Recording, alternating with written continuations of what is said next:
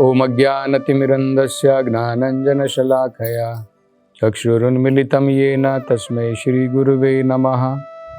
नमो ओम विष्णुपदाय कृष्णपृष्ठाय भूतले श्रीमते भक्तिवेदांत स्वामिन् इति नामिने।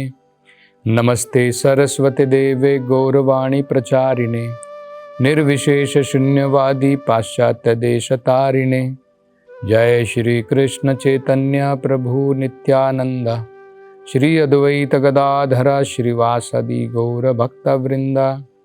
हरे कृष्णा कृष्ण कृष्णा हरे हरे, हरे राम राम राम हरे हरे। हरे कृष्णा। तो पिछली कथा में हम चर्चा कर रहे थे किस प्रकार से बड़ी महत्वपूर्ण सलाहें ये महान संतगण साधुगण राजा वेण को दे रहे हैं। तो उन्होंने बताया था कि राजा का बहुत महत्वपूर्ण कर्तव्य है। सबसे पहले उन्होंने बताया था सबसे महत्वपूर्ण कर्तव्य है प्रजा की रक्षा करना, और किन लोगों से, खासकर उपद्रवी लोग, चोर से, उचक्कों से, लुटेरों से, इस प्रकार के लोगों से प्रजा की रक्षा करना। और ये भी बताया था साथ साथ में ऐसा नहीं है कि बाहर के लोग जो लूट रहे हैं केवल उनके द्वारा रक्षा करे, और उसके मंत्रीगण में जो लोग चोर उचक्कों की भांति हैं उनके प्रति वो कुछ ना करे, ऐसा नहीं है। दोनों तरफ से जो है प्रजा की उसे रक्षा करनी है। ऐसे स्वार्थी मंत्रीगणों को जो केवल भ्रष्टाचार करके लोगों का शोषण करते हैं उनको भी उपयुक्त सजा दी जानी चाहिए। तो ये बताया था, और तभी जाकर के वो लोगों से टैक्स ले सकता है, कर जो है ले सकता है।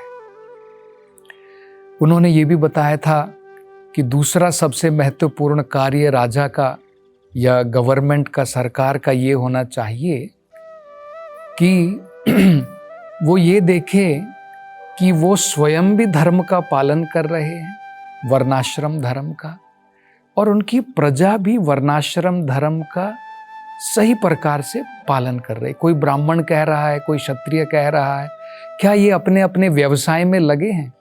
क्या ये अपने व्यवसाय के द्वारा भगवान की संतुष्टि कर रहे हैं?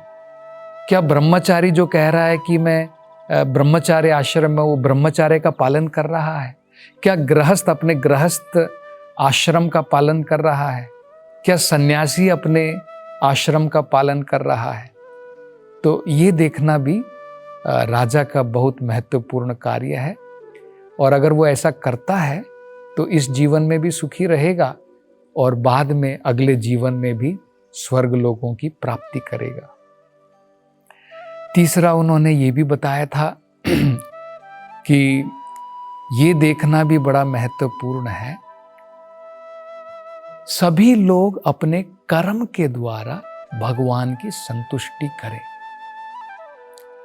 ये एक बड़ा महत्वपूर्ण हमें समझना है कि अपने कर्म को यत करोषि यत जुहोषि कुरु तद मद अर्पणम, भगवान ने भगवद गीता में कहा है। अपने अपने कर्म के द्वारा सभी लोग भगवान की संतुष्टि कर सकते हैं। तो हमें क्या देखना है, क्या मेरे कर्म के द्वारा भगवान संतुष्ट है? उसी प्रकार का मुझे कर्म करना चाहिए। स्वस्व कर्म अभ्यचरा विंदंती, मतलब ये बताया गया है कि सबको अपने अपने कर्म के द्वारा भगवान की संतुष्टि करनी चाहिए। क्यों करनी चाहिए? क्योंकि भगवान जो है यज्ञ पुरुष है। अपने कर्म को यज्ञ पुरुष को अर्पित करना चाहिए। यज्ञ अर्थात कर्मणो अन्यत्र, ये भगवद गीता में भी कहा है, कर्म को यज्ञ के रूप में करना चाहिए भगवान की संतुष्टि के लिए। तो ये भी बड़ा महत्वपूर्ण उन्होंने जो है सलाह दी थी। आगे वो कहते हैं कि हे राजा, भगवान जो हैं वो सर्वभूत वास, भगवान सभी जीवों के हृदय में वास करते हैं। भगवान इस क्रिएशन के, इस रचना के आदि है। तो जो भगवान सबके हृदय में परमात्मा के रूप में वास करते हैं और जो भगवान इस पूरी रचना के ही आधार हैं, क्या हमारा कर्तव्य नहीं बनता है कि हम भगवान को धन्यवाद दें? मान लीजिए आप अपने पुत्र को सब कुछ देते हैं, सब कुछ प्रदान करते हैं। आपका पुत्र या आपकी संतान जो है, अगर आपका थैंक्स भी नहीं देती है, धन्यवाद भी अदा नहीं करती है, तो किस प्रकार की संतान है? तो ठीक इसी प्रकार से वेदों में बताया गया है, ईशावास्यम इदम सर्वम, सब कुछ भगवान का ही दिया हुआ है, सब कुछ भगवान की ही प्रॉपर्टी है। तो अगर लोगों को ये ज्ञान भी नहीं है कि भगवान कौन है, कि भगवान सब चीजों का मालिक है, भगवान सबके हृदय में विराजमान है, तो भला लोग कहां से संतुष्ट होंगे? एक प्रजा जो होती है, अगर उसे जो राजा उसे मेंटेन कर रहा है उसके बारे में ही ज्ञान नहीं है, उसके प्रति उसका कोई धन्यवाद नहीं है, तो फिर बताइए किस प्रकार की प्रजा है? गवर्नमेंट चाहती है ना, सरकार यही चाहती है कि लोग देखें कि सरकार किस प्रकार से लोगों की भलाई कर रही है। तो ये तो ऑटोमेटिक होता है, लोगों को अपनी ड्यूटी देखनी चाहिए कि भाई मेरा भी क्या कर्तव्य है मेरे देश के प्रति, मेरे राज्य के प्रति, है ना। हम लोग कहते हैं वही अच्छा नागरिक है। तो इसी प्रकार से क्या हमें नहीं सोचना है कि भाई ठीक है, एक छोटी गवर्नमेंट है यहाँ की, एक राज्य की, एक देश की, लेकिन सुप्रीम गवर्नमेंट, उसके बारे में नहीं सोचना है, जिसने हमारे लिए सारी फैसिलिटी बनाई है। ये पूरा संसार ही भगवान के द्वारा निर्मित है, तो क्या उनके प्रति हमारा कोई धन्यवाद नहीं? तो ये ऋषिगण देखिए कितना महत्वपूर्ण कार्य बता रहे हैं कि राजा का मतलब ही होता है नरदेव, मतलब मनुष्य के रूप में वो भगवान का प्रतिनिधि है। तो आजकल क्या हो गया है, तो राजा का ये कर्तव्य है ना देखना कि भाई हम भी भगवान की भक्ति में, भगवान की संतुष्टि में लगें और प्रजा भी भगवान की संतुष्टि में, भगवान की भक्ति में लगे, अपने कर्मों के द्वारा भी, और भगवान की जो अनेकों प्रकार की उपासनाएं होती हैं उस प्रकार से अगर भगवान की संतुष्टि में लोग लगते हैं तो सभी लोग प्रसन्न रहेंगे, सभी लोग खुश रहेंगे। राजा और उसकी प्रजा सबके अंदर में सुख, शांति और समृद्धि रहेगी। तो आजकल हम लोग देखते हैं कि गवर्नमेंट कह देती है, सरकार कह देती है कि नहीं, हमने तो रेजोल्यूशन पास किया है, हम तो धर्म निरपेक्ष हैं, मतलब हम सेक्युलर हैं, हमें धर्म से कोई लेना देना नहीं है।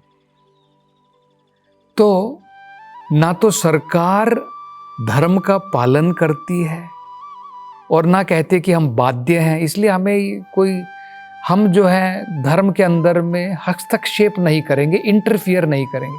तुम्हें जो करना है वो कर लो, तुमको जो करना है वो कर लो। हम देखते हैं कि एक्चुअली ये तो कार्य नहीं है। धर्म के सभी पहलुओं को सबसे पहले राजा, उसके मंत्रीगण, उसका जो गवर्नेंस है, सबको ज्ञान होना चाहिए। वो स्वयं पालन करके उदाहरण के द्वारा लोगों से भी पालन करवाए, ये बड़ा महत्वपूर्ण होता है। तो ये एक और उन्होंने जो है महत्वपूर्ण सलाह दी। आगे वो कहते हैं कि इस प्रकार से जो हम बता रहे हैं कि भगवान की संतुष्टि हमें करनी चाहिए, भगवान की भक्ति के द्वारा अपने कर्मों को भगवान को समर्पित करके, ये केवल इस संसार के लिए मात्र नहीं है, सभी देवतागण जो स्वर्ग लोकों में हैं, वो भी हमेशा भगवान की उपासना में लगे रहते हैं। अनेकों लोकपालक जो हैं, बहुत सारे लोक हैं और सभी में लोकपालक होते हैं। लोकपालक मतलब जैसे राजा होता है उसी प्रकार से होता है। जैसे धरती के ऊपर राजा हो गया या प्रेसिडेंट हो गया, प्राइम मिनिस्टर हो गया, उसी प्रकार से लोकपालक होता है, हर एक लोक का पालक है। तो लोकपालक और वहां की प्रजा सब बड़े प्रसन्नता के साथ में अनेकों प्रकार के उपद्रव, अनेकों प्रकार के पदार्थों के साथ में भगवान की सेवा में हमेशा लगे रहते हैं। तो वो कहते हैं, इसलिए बड़ा महत्वपूर्ण है राजा के लिए ये देखना कि वो और प्रजा सब भगवान की संतुष्टि के लिए, भगवान की भक्ति के लिए अपने अपने कर्मों के द्वारा और भगवान की प्रेम भक्ति के द्वारा हमेशा भगवान को संतुष्ट करे। और वो कहते हैं इससे क्या होगा? वो कहते हैं कि भगवान के लिए कुछ भी असंभव नहीं है। ये जान करके ये सारे लोकपाल और देवतागण हमेशा प्रसन्नता के साथ में भगवान की उपासना में लगे रहते हैं। तो ये क्यों बता रहे हैं? क्योंकि देखिए, राजा का कार्य जो है प्रजा को मेंटेन करना है, प्रजा का पालन करना है। तो सबसे बड़ा पालनहार कौन है? सबसे बड़ा पालन करने वाला कौन है? भगवान है। उसके प्रतिनिधि के रूप में राजा भी पालन करता है प्रजा का।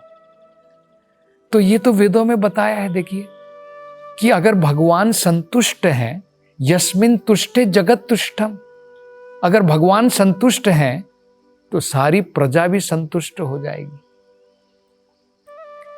अब ये वेदों में बताया है, एको वा बहुनाम विदधाति कामान, वो एक भगवान जो है अनेक जो जीव है, बहुनाम जिसे बोलते हैं, तो भगवान तो एक है। तो वो एक भगवान जो है अनेक जो जीव हैं, अनेकों प्राणी हैं, मनुष्य हैं, जानवर हैं, जैसे जंगलों में हजारों हजारों हाथी हैं, वो कितना भोजन खाते हैं? मनुष्य तो एक टाइम में 4 चपाती खा सकता है, 4 रोटी खा सकता है, लेकिन जंगल के अंदर में हाथी क्विंटल क्विंटल जो है भोजन खा लेते हैं। तो भगवान बड़े बड़े हाथियों के लिए भी, जितने भी जीव हैं, सबके अलग अलग प्रकार के भोजन है। चींटी का अलग भोजन, चिड़िया का अलग भोजन, अनेकों प्रकार के जीव हैं। 84 लाख योनियां हैं, अनेकों प्रकार के जीव हैं। सबके लिए कौन देता है? भगवान ही तो प्रोवाइड करता है। तो अगर भगवान को हम संतुष्ट कर देते हैं तो हमारी जरूरतें अपने आप पूरी हो जाती हैं। अलग से हमें जाकर के चर्च में या मंदिर में भगवान से प्रार्थना करने की जरूरत नहीं पड़ेगी। God give me my daily bread, हे भगवान मेरी रोज की मुझे रोटी मकान मुझे प्रदान करो। भगवान की अगर हम संतुष्टि करते हैं तो अपने आप हमारी सारी सुविधाएं भगवान जो है प्रसन्न होकर के प्रदान करते हैं। और आगे बड़े महत्वपूर्ण शब्दों का प्रयोग करके, वो संस्कृत में है, बड़े महत्वपूर्ण है। वो कहते हैं सर्वलोक यज्ञ संग्रहम। ये सारे देवतागण, ये सारे लोकपालक न केवल ये समझ करके कि अगर हम भगवान को प्रसन्न करेंगे तो हमारी सारी जरूरतें पूरी हो जाएंगी, वो ये भी जानते हैं सर्वलोक यज्ञ संग्रहम, कि भगवान सभी यज्ञों के भोक्ता हैं, सभी लोकों के। चाहे पृथ्वी लोक में कोई यज्ञ कर रहा हो, कोई स्वर्ग लोक में कर रहा हो, जो भी यज्ञ करता है, यज्ञ का मतलब कर्म भी होता है, सबके कर्म का भोक्ता भगवान ही है। इसलिए कर्म और यज्ञ जो भी हम करते हैं सब भगवान की संतुष्टि के लिए करना चाहिए। तो राजा को ये देखना है। वो क्यों बताना चाहते हैं? क्योंकि इस राजा ने क्या किया है, मूर्खता पूर्वक सारे यज्ञ बंद करवा दिए। तो बता रहे हैं कि देवतागण भी ये जानते हैं कि भगवान सभी यज्ञों का भोक्ता है और तुम इतने मूर्ख हो, तुमने सारे यज्ञ बंद करवा दिए। और क्या कहते हैं? वो कहते हैं त्रयीमयी, भगवान जो है तीनों वेदों के द्वारा भगवान को ही समझना है। और क्या है? द्रवमयम, भगवान जो है जितने भी द्रव हैं, जितनी भी वस्तुएं हैं, भगवान ही उनके मालिक हैं। द्रवमयम। तपमयम, जितने भी लोग अनेकों प्रकार की तपस्याएं करते हैं, उन तपस्याओं का जो भगवान ही उन तपस्याओं के द्वारा प्राप्त किए जाने वाले वस्तु है। तो तपस्याओं के द्वारा भी भगवान को प्राप्त करना, तीन वेदों के द्वारा भी भगवान को प्राप्त करना, और भगवान ही सभी द्रव्यों का, सभी प्रकार की वस्तुओं का मालिक है। भगवान ही सभी प्रकार के यज्ञों का सभी लोकों में भोगता है। तो ये समझ करके सारे देवतागण भी, सारे लोकपालक भी भगवान की उपासना में लगे रहते हैं। और तुमने ये सारी उपासनाएं रोक दी हैं। और आगे कहते हैं कि इन यज्ञों को करने से देवतागण जो भगवान के ही अंग हैं, वो सब प्रसन्न हो जाते हैं। और तुमने सारे यज्ञ रोक दिए, सारी तपस्याएं रोक दी, सारे प्रकार के दान पुण्य के कार्य रोक दिए हैं। इनके द्वारा देवतागण भी प्रसन्न हो जाते हैं। और तुमने जो कार्य किया है उससे देवता रुष्ट हो जाएंगे। और अनेकों प्रकार की जो सुविधाएं होती हैं, जो देवतागण प्रदान करते हैं, जैसे बारिश है, वायु है, सबके अलग अलग देवता हैं।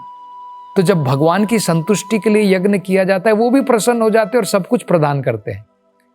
तो अगर वो भी रुष्ट हो गए तो कहाँ तुम्हारा ऐश्वर्य बचेगा? सब ऐश्वर्य, तुम्हारी आयु, तुम्हारा मान सम्मान, यश, सब कुछ चला जाएगा। तो अब क्या राजा वेण सुन करके, प्रभावित हो करके अपना जो है दुष्ट स्वभाव छोड़ देगा? इसकी चर्चा हम अगली कथा में करेंगे। हरे कृष्ण।